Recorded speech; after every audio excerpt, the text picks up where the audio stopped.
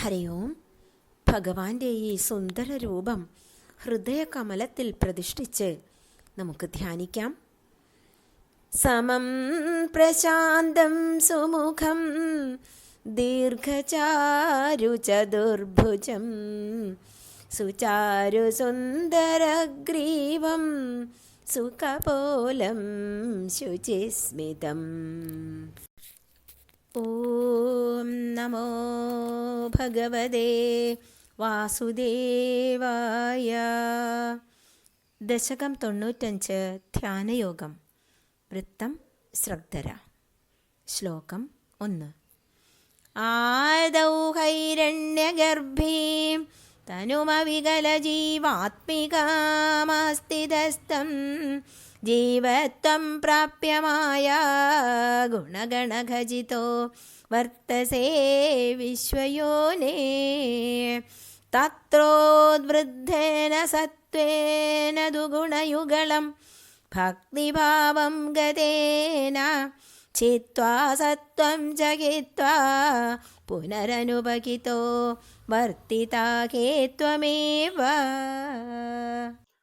ആദൗ ആദിയിൽ ഹൈരണ്യഗർഭിം തനു ആദിപുരുഷനായ ഹിരണ്യഗർഭന്റെ ശരീരത്തിൽ അവികല ജീവാത്മികാം എല്ലാ ജീവജാലങ്ങളും ഏകോപിച്ച ആസ്ഥിത ത്വം അധിവസിച്ച അങ്ങയെ സ്വീകരിച്ച അങ്ങയെ ജീവത്വം പ്രാപ്യ ജീവാവസ്ഥയെ പ്രാപിച്ചിട്ട് മായാ ഗുണഗണ ഖചിതോ മായയുടെ ഗുണഗണങ്ങൾ ചേർന്ന് വർത്തസേ വിശ്വയോനെ വിശ്വോൽപത്തിക്ക് കാരണഭൂതനായി വർത്തിക്കുന്നവനെ സ്ഥിതി ചെയ്യുന്നവനെ തത്ര ഉദ്വൃദ്ധേന ആ മായാഗുണങ്ങളിൽ ഏറ്റവും വളർന്ന ത്രിഗുണങ്ങളിൽ സത്വേന തു സത്ത് ഗുണത്താലാകട്ടെ ഗുണയുഗളം രജതമ ഗുണങ്ങളെ ഭക്തിഭാവം ഗതേന ഭക്തിഭാവം പ്രാപിച്ച് ചിത്വാ ഛേദിച്ചിട്ട് രജതമ ഗുണങ്ങളെ ഭേദിച്ചിട്ട് സത്വം ചഹിത്വ പിന്നീട് സത്വഗുണത്തെയും ഉപേക്ഷിച്ചിട്ട് പുനർ അനുബഹിതോ പിന്നെ ഒന്നിനോടും ബന്ധമില്ലാതെ സമ്പൂർണനായി വർത്തിതാഹേ ത്വം ഏവ അങ്ങു തന്നെയായി ഭവത് സ്വരൂപം തന്നെയായി വർത്തിച്ചേക്കാം. ശ്ലോകാർത്ഥം.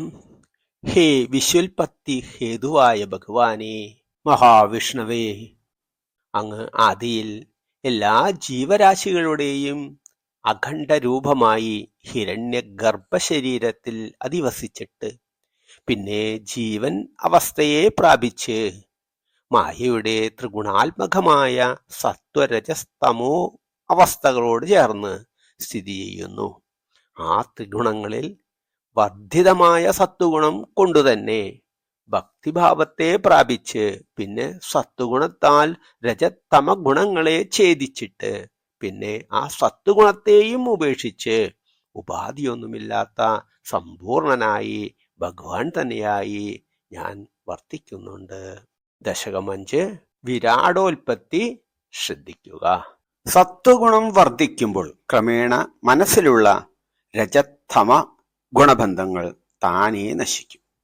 പ്രകൃതിയുടെ വ്യഷ്ട്യംശമായ ബുദ്ധിയുടെ ധർമ്മങ്ങളായ സത്വരജോത്തമ ഗുണങ്ങളിൽ വെച്ച് ഉത്കൃഷ്ടമായ തത്വബോധത്തെ വളർത്തി വിദ്യയാകുന്ന വാൾ കൊണ്ട് അധർമ്മ ബീജങ്ങളായ രജോത്തമ ഗുണങ്ങളെ ആദ്യം ഖണ്ഡിച്ച് പിന്നെ ആ സത്വഗുണത്തിന്റെ നിർമ്മലാംശത്താൽ ആ സത്വഗുണത്തെ തന്നെയും നശിപ്പിച്ച് യഥാർത്ഥ ജ്ഞാനപ്രകാശം നേടുന്നതാണ് ഉത്തമ ഭക്തി. അവിടെ ഭക്തൻ തന്റെ ആത്മപ്രകാശത്തിൽ ഭഗവാനെ തന്നെ ദർശിക്കുന്നു. ശ്ലോകം 2. സത്വോന്മേഷാത് കദാചിത് ഖലു വിഷയരസേ ദോഷബോധേപി ഭൂമൻ ഭൂയോപ്യേഷു പ്രവൃത്തേ സതമസി രജസി പ്രോദ്ധതേ ദുർനിവാരാ ചിത്തം താവദ്ഗുണാശ്ച ഗ്രഥിതമികമിതസ്ഥാനി സർവാണി രോദ്ധം തുര്യേ ത്വയ്യേക ഭക്തി ശരണമിതി ഭവാൻ ഹംസരൂപീണ്യഗാദീത്. സത്വ ഉന്മേഷാത്, സത്വന്മേഷാത് സത്വഗുണപ്രവൃത്തിയാൽ, കഥാചിത് ഖലു ചിലപ്പോഴാകട്ടെ, വിഷയരസേ വിഷയസുഖത്തിന്റെ രസത്താൽ, ദോഷബോധേ അഭി ദോഷത്തെക്കുറിച്ച് ബോധമുണ്ടായാലും, ഭൂമൻ ഹേ സർവശക്തനായ ഗുരുവായൂരപ്പ, ഭൂയ അഭിയേഷു ഇവയിൽ തന്നെ വീണ്ടും പ്രവർത്തിക്കുക എന്നത്, സ തമസി രജസി തമോ ഗുണവും രജോ ഗുണവും ചേർന്ന് പ്രോദ്ധതേ അതിയായി വർദ്ധിക്കുന്നു. ദുർനിവാര നിവാരണം ചെയ്യാനാകാത്തതായി, തടുക്കാൻ ആകാത്തതായി, ചിത്തം താവത് അതുവരെ മനസ്സും, ഗുണാശ്ച ഗ്രഥിതം ഇഹ ഗുണങ്ങളാൽ ഇവിടെ ഗ്രഥിതമാണ്, ബന്ധിക്കപ്പെട്ടതാണ്. മിഥ തമ്മിൽ, താനി സർവാണി അവകളെ എല്ലാം, രോധിക്കാൻ തടയാൻ, ത്വയി ഏകഭക്തി തുജ്യാവസ്ഥയിൽ ഏക ഭഗവത് ഭക്തി മാത്രമേ ശരണം എന്ന് ഭവാൻ അങ്ങ് ഹംസരൂപീനഘാതേത് ഹംസരൂപിയായി അരുളിയിട്ടുണ്ട്. ശ്ലോകാർത്ഥം. സർവേശ്വരനായ ശ്രീ ഗുരുവായൂരപ്പ, സത്വഗുണം ഇങ്ങനെ വർദ്ധിക്കുമ്പോഴും വിഷയ സുഖാനുഭവത്താൽ ദോഷമുണ്ട് എന്ന് അറിവുണ്ടായാലും, ചിലപ്പോൾ തമോ ഗുണത്തോട് ചേർന്ന് രജോ ഗുണം അധികം വർദ്ധിച്ച് പ്രവർത്തിക്കുന്നത് തടയാനാകില്ല. മനസ്സും ത്രിഗുണങ്ങളും തമ്മിൽ അത്ര കണ്ട് ബന്ധിക്കപ്പെട്ടിരിക്കുന്നു എന്നതിനാൽ ആണിത്. അവയെ എല്ലാം നിരോധിക്കാൻ മൂന്നവസ്ഥകൾക്ക് അതീതനായി തുര്യാവസ്ഥയിൽ ഭഗവത് ഏകാന്തഭക്തി മാത്രമേ ശരണമായുള്ളൂ എന്ന് ഹംസരൂപിയായ ഭഗവാൻ അരുളി ചെയ്തിട്ടുണ്ട്. ഉദ്ധവൻ ഭഗവാൻ ശ്രീകൃഷ്ണനോട് ചോദിക്കുകയാണ്, വിഷയാസക്തി അല്ലെങ്കിൽ മോഹം ആപസ്ഥാനമാണെന്നറിഞ്ഞിട്ടും അതിനെ മനുഷ്യർ ഉപേക്ഷിക്കാത്തത് എന്തുകൊണ്ടാണ്? ഭഗവാൻ പറയുന്നു, അത് രജോ ഗുണം അഥവാ മതം, മോഹം ഇവ മനസ്സിൽ ഘോരമായി വളരുന്നത് കൊണ്ടാണ്. ആശ അധികരിക്കും തോറും ഇന്ദ്രിയബലം അധികരിച്ച് ആശാസമ്പൂർത്തിക്ക് ശ്രമിക്കും. അതിന് പ്രതിവിധിയായി മനോജയത്തിന് യോഗാഭ്യാസം നേടാം. ചിത്തവൃത്തി നിരോധമാകുന്നു യോഗാഭ്യാസം. മനസ്സിനെ വിഷയരസത്തിൽ നിന്നകറ്റാൻ വഴി എന്താണെന്ന് ഒരിക്കൽ സനകാദി ഋഷീശ്വരന്മാർ പിതാവായ ബ്രഹ്മാവിനോട് ചോദിച്ചു.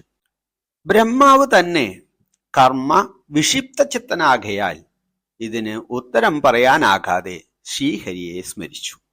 അപ്പോൾ ഭഗവാൻ ഹംസരൂപിയായി ബ്രഹ്മസമീപത്തെത്തി പാലിൽ കലർന്നിരിക്കുന്ന ജലത്തെ തിരസ്കരിച്ച് പാൽ മാത്രം വേർതിരിച്ച് സാംശീകരിക്കാൻ കഴിവുള്ള ഹംസശക്തി ബ്രഹ്മാവിനെ ബോധ്യപ്പെടുത്തി. ആത്മാവിനെയും അനാത്മാവിനെയും വേർതിരിച്ച് കാട്ടിക്കൊടുത്തു. ഇത് ഹംസഗീത. ഭാഗവതം ഏകാദശ സ്കന്ധം അധ്യായം 13 ശ്ലോകം 16 മുതൽ ശ്രദ്ധിക്കുക. ശ്ലോകം 3. സന്ധിശ്രേയാംസി ഭൂയാംസി അഭിരുചിഭിദയാ കർമ്മിണാം നിർമ്മിതാനി ക്ഷുദ്രാനന്ദാശ്ച സാന്താ ബഹുവിധഗതയ കൃഷ്ണ തേഭ്യോ ഭവേയുഃ. ത്വം ചാജഖ്യാതസഖ്യേ നനു മഹിതതമാം ശ്രേയസാം ഭക്തിമേകാം ത്വദ്ഭക്ത്യാനന്ദതുല്യ ഖലു വിഷയജുഷാം സമ്മതക്കേന വാ സ്യാദ്. സന്ധി സംഭവിക്കുന്നു. ശ്രേയാംസി ശ്രേയസ്സുകൾ, ഭൂയാംസി വളരെയേറെ, അഭി എങ്കിലും, രുചിഭിതയാ രുചിഭേദം കൊണ്ട്, കർമ്മിണാം കർമ്മികൾക്ക് കർമ്മം ചെയ്യുന്നവർക്ക്, നിർമ്മിതാനി നിർമ്മിക്കപ്പെട്ടവയായ, ക്ഷുദ്ര ആനന്ദ ക്ഷുദ്രമായ ആനന്ദത്താൽ, നന്മയില്ലാത്ത ക്ഷണികമായ ആനന്ദത്താൽ ച സ അന്ധ അന്ത്യം ഉള്ളവയും ആയ ബഹുവിധ ഗതയ ബഹുവിധത്തിലുള്ള ഗതികളുള്ള കൃഷ്ണ ഹേ കൃഷ്ണ തേഭ്യോ ഭവേയു അവയിൽ നിന്ന് ഉണ്ടാകുന്നു. ത്വം ച അങ്ങ് ആകട്ടെ ആചഖ്യാത സഖ്യേ നനു സഖാവിന് ഉദ്ധവന് വേണ്ടി ആഖ്യാനം ചെയ്തിട്ടുണ്ടല്ലോ. ഉദ്ധവഗീത ഉദ്ധവന് വേണ്ടി ആഖ്യാനം ചെയ്ത സാരോപദേശം. മഹിതതമാം ഏറ്റവും മഹത്തായി ശ്രേയസാം ഭക്തിമേഘാം ശ്രേയസ്സുകളിൽ ഉത്തമമായ ഭഗവത് ഏകഭക്തിയെ ത്വദ്ഭക്ത്യ അങ്ങയുടെ ഭക്തിയിൽ നിന്നുണ്ടാകുന്ന ആനന്ദതുല്യ ആനന്ദത്തിന് തുല്യമായ ഖലു വിഷയജുഷാം വിഷയസുഖം അനുഭവിക്കുന്നവർക്കാകട്ടെ സമ്മത സുഖമായി ഭവിക്കട്ടെ. കേന വ്യാസ്യാത് എങ്ങനെ സംഭവിക്കും? ശ്ലോകാർത്ഥം. ശ്രീകൃഷ്ണ ഭഗവാനെ ശ്രീ ഗുരുവായൂരപ്പ, കർമ്മികൾക്ക് രുചിഭേദം കൊണ്ട് വളരെയേറെ ശ്രേയോമാർഗങ്ങൾ നിർമ്മിക്കപ്പെട്ടിട്ടുണ്ട്. അവ തന്നെ ക്ഷുദ്രമായ ആനന്ദം നൽകുന്നവയും ക്ഷിപ്രമായ അന്ത്യത്തോടുകൂടിയ പലവിധ ഗതികളുള്ളവയുമാണ്. അങ്ങ് സുഹൃത്തായ ഉദ്ധവർക്ക് വേണ്ടി ഏറ്റവും ശ്രേഷ്ഠമായ ഭക്തി ഒന്നു തന്നെയാണല്ലോ അരുളി ചെയ്തത്. ഭഗവാനുള്ള ഭക്തിയിൽ നിന്നുണ്ടാകുന്ന ആനന്ദത്തിന് തുല്യമായ സുഖം വിഷയരസം അനുഭവിക്കുന്നവർക്ക് എങ്ങനെ ഉണ്ടാകും? ശ്ലോകം 4. ത്വദ്ഭക്ത്യാ തുഷ്ടബുദ്ധേ സുഖമിക ചരതോ വിച്യുതാശസ്യ ചാശാഃ സർവസ്യുത്സൗഖ്യമയ്യ സലിലകുഹരഗ സേവതോയൈകമയ്യക സോയം ഗല്ലിന്ദ്രലോകം കമലജഭവനം യോഗസിദ്ധിശ്ച കൃത്യാഃ നാകാംക്ഷത്യേതദാസ്താം സ്വയമനുപതിതേ മോക്ഷസൗഖ്യേപ്യനീഹഃ. ത്വദ്ഭക്ത്യ അങ്ങയിലുള്ള ഭക്തി കൊണ്ട് തുഷ്ടബുദ്ധേ സന്തുഷ്ട ചിത്തനും സുഖമിഹ ചരതോ ഇവിടെ സുഖമായി ചരിക്കുന്നവന് വിച്യുത ആശസ്യ ആശ വിച്യുതമായി ആശയേറ്റ് ച ആശാ സർവ എല്ലായിടങ്ങളിലും സ്യു ഭവിക്കും സൗഖ്യമയ്യ സുഖമയങ്ങളായി സൈല കുഹരഹസ്യ വെള്ളത്തിന്റെ കയത്തിൽ കിടക്കുന്നവന് ഏവ തോയ ഏകം അയ്യ എല്ലായിടത്തും ജലമായി തോന്നുന്നത് പോലെ സോയം ഖലു സ അയം ഖലു ആ ഭക്തർക്കാകട്ടെ ഇന്ദ്രലോകം ഇന്ദ്രലോകത്തെയും കമലജ ഭവനം ബ്രഹ്മാവിന്റെ സത്യലോകത്തെയും യോഗസിദ്ധിർച്ഛ യോഗസിദ്ധി കൊണ്ട് ഹൃദ്യ മനസ്സന്തോഷം നൽകുന്നു. ന ആകാംക്ഷന്തി കാക്ഷിക്കുന്നില്ല ആഗ്രഹിക്കുന്നില്ല. ഏതത് ആസ്ഥാം അത് ഇരിക്കട്ടെ സ്വയം അനുപതിതേ സ്വയം വന്നു ചേർന്ന മോക്ഷസൗഖ്യേ അഭി മോക്ഷസുഖത്തിൽ പോലും അനീഹ ആഗ്രഹമില്ലാത്തവൻ ആകുന്നു. ശ്ലോകാർത്ഥം.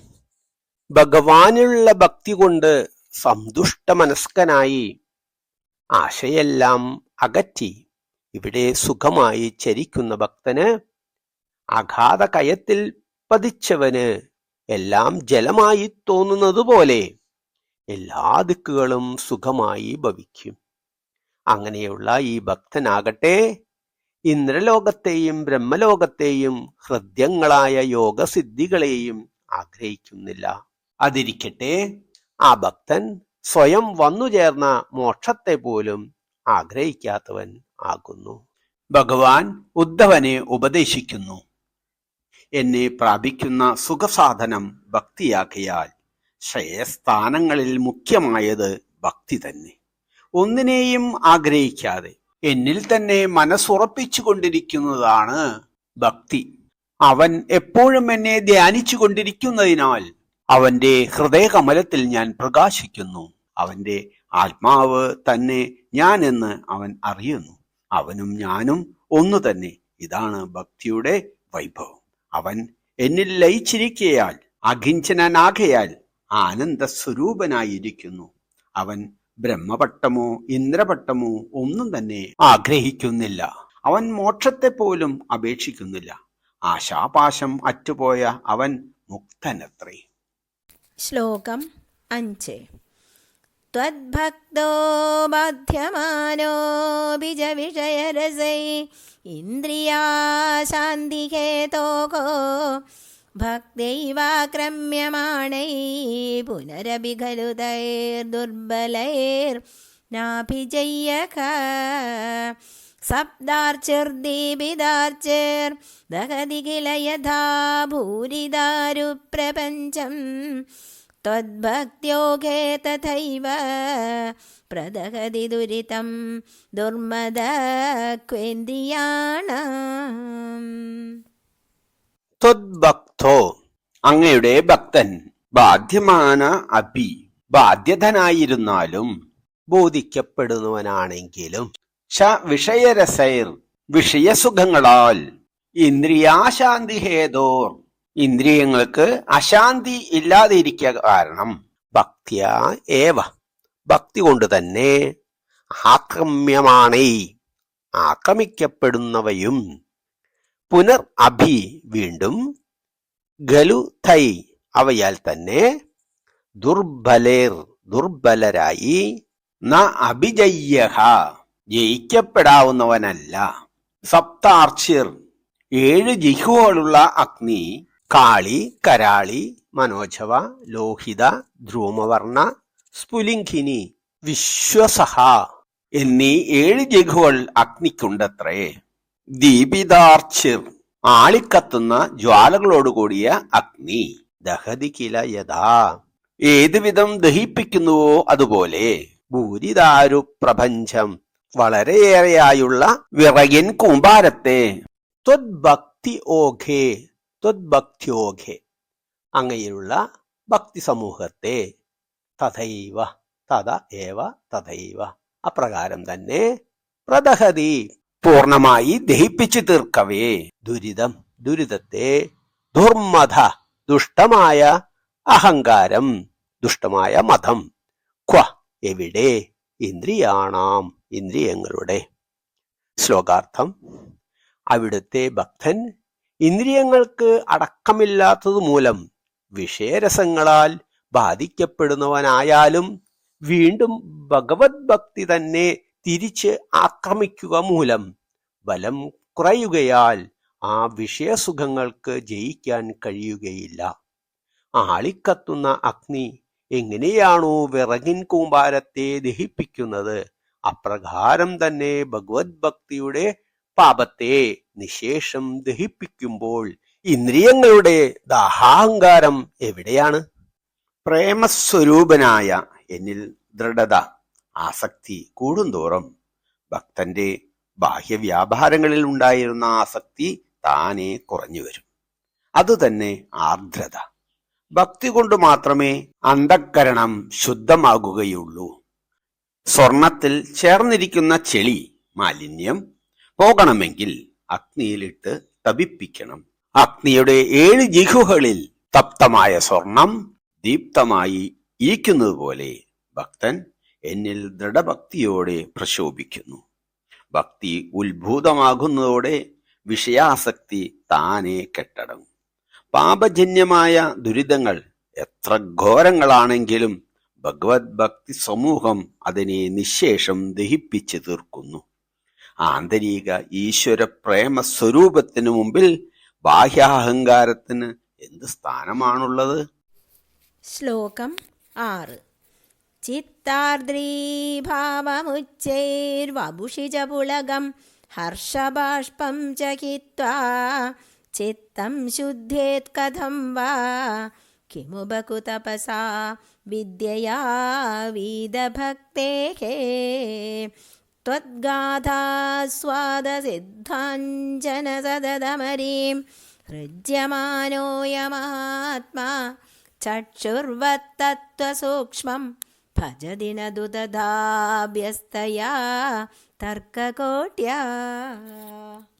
ചിത്ത ആർദ്രീഭാവം, ചിത്തത്തിന്റെ ആർദ്രഭാവം, മനസ്സലിവ്. ഉച്ചൈർ, ഉച്ചത്തിൽ, അധികമായിട്ട്. വപുഷി, ശരീരത്തിൽ. പുളകം ഹർഷബാഷ്പം ചഹിത്വ, രോമാഞ്ചത്തെയും ആനന്ദ കണ്ണീരിനെയും ഉപേക്ഷിച്ചിട്ട്. ചിത്തശുദ്ധേത്, മനസ്സ് പവിത്രമായി തീരുക. കഥം വ, എങ്ങനെയാണ്. കിമു, എന്ത് ഫലം. ബഹുതപസ, വളരെ കാലത്തെ തപസ്സുകൊണ്ടോ. വിദ്യയാ, വിദ്യ കൊണ്ടോ, ആത്മജ്ഞാനം കൊണ്ടോ. വീതഭക്തേ, ഭക്തി ഇല്ലാത്തവന്. ത്വദ്ഗാഥ, ഭഗവത്ഗീതകളുടെ. ആസ്വാദ, ആസ്വാദമാകുന്ന. സിദ്ധാഞ്ജനം, സിദ്ധമായ അഞ്ജനം, കണ്ണിലെഴുതുന്ന അഞ്ജനം. സതതം, തുടർച്ചയായി. മരീം ഋച്യമാന, ആലേഖനം ചെയ്യുന്ന, എഴുതപ്പെടുന്ന. അയം ആത്മാ, ഈ ആത്മാവ്. ചക്ഷുർവത്, കണ്ണ് എന്ന പോലെ. തത്വസൂക്ഷ്മം, തത്വത്തിന്റെ സൂക്ഷ്മഭാവത്തെ, ബ്രഹ്മതത്വത്തിന്റെ സൂക്ഷ്മഭാവത്തെ. ഭജതി, ഭജിക്കുന്നു, പ്രാപിക്കുന്നു. നതു തഥാ, അപ്രകാരം ആകുന്നില്ല. അഭ്യസ്തതയാ, അഭ്യസിക്കപ്പെട്ട്. തർക്കകോട്യ, ശാസ്ത്രങ്ങളെ കൊണ്ട്. ശ്ലോകാർത്ഥം. മനസ്സിന് അലിവും ദേഹത്തിൽ ഉയർന്ന രോമാഞ്ചവും ആനന്ദാശ്രവും കൂടാതെ എങ്ങനെയാണ് മനസ്സ് പരിശുദ്ധമായി തീരുക? ഭക്തിയില്ലാത്തവന് വളരെയേറെ തപസ്സുകൊണ്ടോ വിദ്യ കൊണ്ടോ എന്ത് ഫലം? ഭഗവാന്റെ പുണ്യചരിതങ്ങളെ ആസ്വദിക്കുന്ന സിദ്ധാഞ്ജനം കൊണ്ട് ഇടതടവില്ലാതെ എഴുതിത്തലോടപ്പെടുന്ന ഈ ആത്മാവ് അഞ്ജനമെഴുതിയ കണ്ണെന്ന പോലെ ബ്രഹ്മതത്വ സൂക്ഷ്മത്തെ പ്രാപിക്കുന്നു. വളരെ വളരെ മറ്റു ശാസ്ത്രങ്ങൾ അഭ്യസിച്ചാലും അപ്രകാരമാകുന്നില്ല. ഭാഗവതം ഏകാദശ സ്കന്ധം അധ്യായം 14 ശ്ലോകം 26 ശ്രദ്ധിക്കുക. ശ്ലോകം 7. ധ്യാനം തേ ശീലയേയം സമതനുസുഖബദ്ധാസനോ നാസികാഗ്രന്യസ്താക്ഷപൂരകാദ്യൈ ജിതപവനപദശ്ചിത്തപത്മം ത്വവാഞ്ചം ഊർധ്വാഗ്രം ഭാവയിത്വാ രവിവിദുഷികിന സംവിചിന്യോപരിഷ്ടാത് തത്രസ്ഥം ഭാവയേ ത്വാം സജലജലധര ശ്യാമളം കോമളാംഗം. ധ്യാനം തേ ശീലയേയം, അങ്ങയുടെ ധ്യാനത്തെ ഞാൻ പരിശീലിക്കും. സമ തനു സുഖബദ്ധാസനോ, തനുവിനെ ശരീരത്തെ നേരെയാക്കി നിർത്തി സുഖമായി തോന്നുന്ന ഏതെങ്കിലും ആസനത്തിൽ ഉറപ്പിച്ചിട്ട്. നാസിക അഗ്രന്യസ്ത അക്ഷഹ, നാസികയുടെ അഗ്രത്തിൽ കണ്ണുറപ്പിച്ചിട്ട്.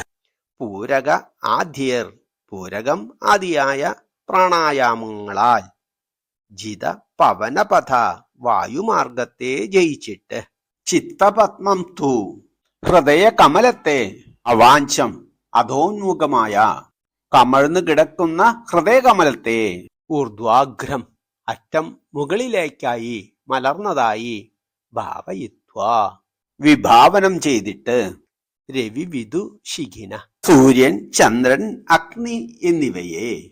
സംവിചിന്യ, ധ്യാനിച്ച്. ഉപരിഷ്ടാത്, ആ ഹൃദയകമലത്തിന്റെ കർണിയയ്ക്കുമേൽ.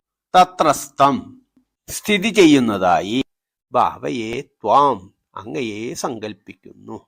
സജല ജലധര ശ്യാമളം കോമളാംഗം, ജലം നിറഞ്ഞ കാർമേഘം പോലെ ശ്യാമവർണ്ണനും കോമളമായ അംഗങ്ങളുള്ളവനുമായ. ശ്ലോകാർത്ഥം.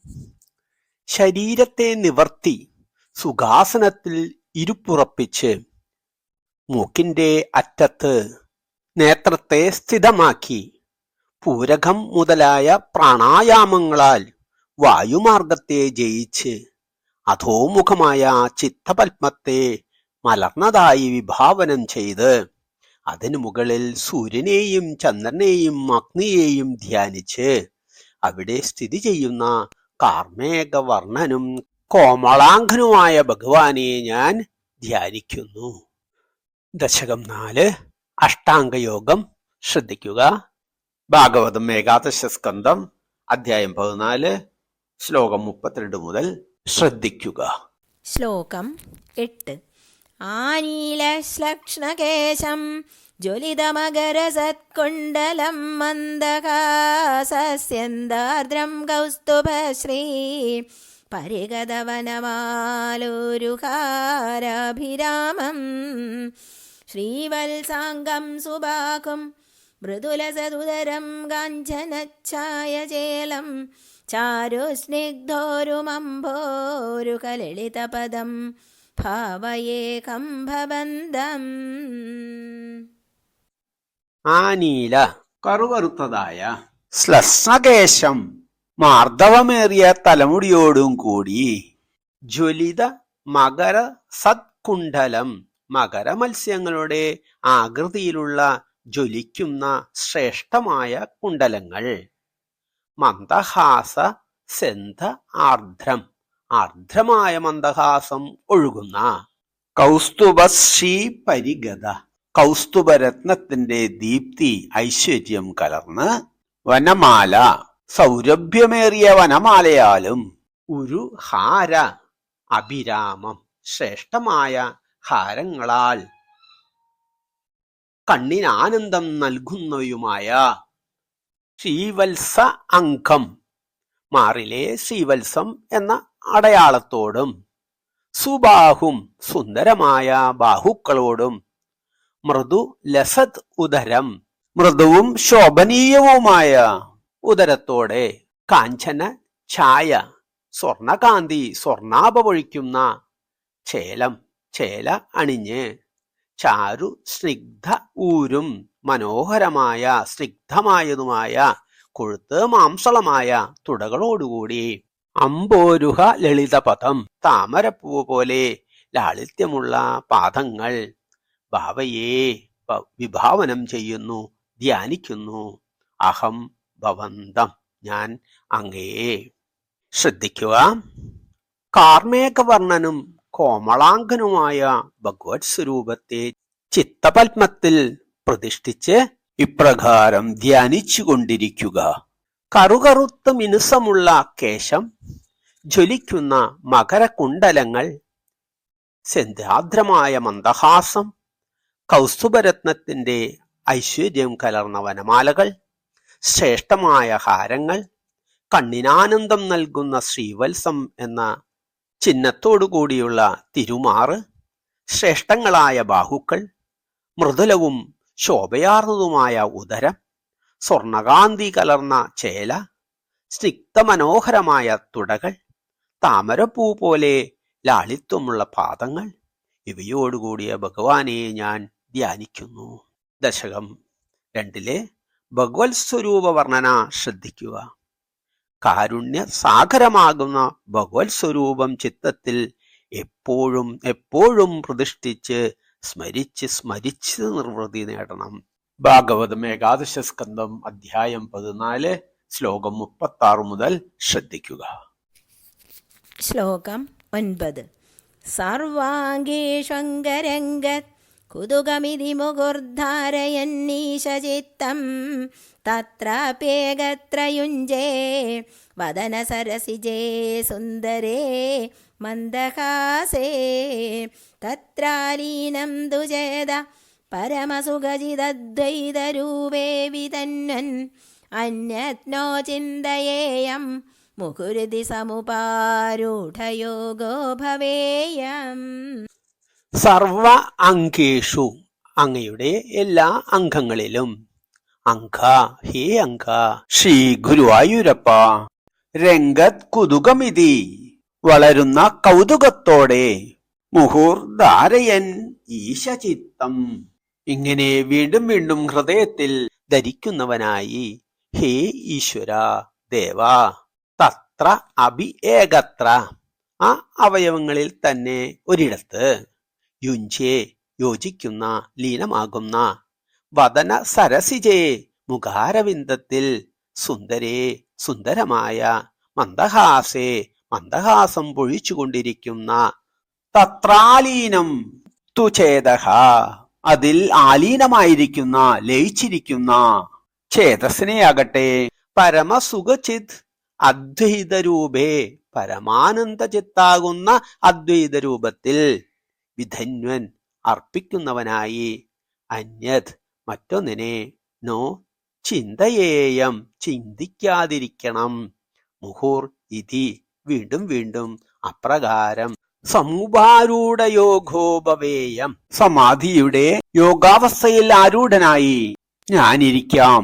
ശ്ലോകാർത്ഥം ഹേ അങ്ക ഈശ ശ്രീ ഗുരുവായൂരപ്പ, അങ്ങയുടെ എല്ലാ അവയവങ്ങളിലും വളരുന്ന കൗതുകത്തോടെ ഇങ്ങനെ മനസ്സിനെ വീണ്ടും വീണ്ടും ഉറപ്പിച്ചതിനു ശേഷം ആ അവയവങ്ങളുടെ ഒരിടത്ത് പുഞ്ചിരി തൂകുന്ന മനോജ്ഞമായ മുഖാരവിന്ദത്തെ മനസ്സിൽ ഞാൻ ചേർത്തു വയ്ക്കും.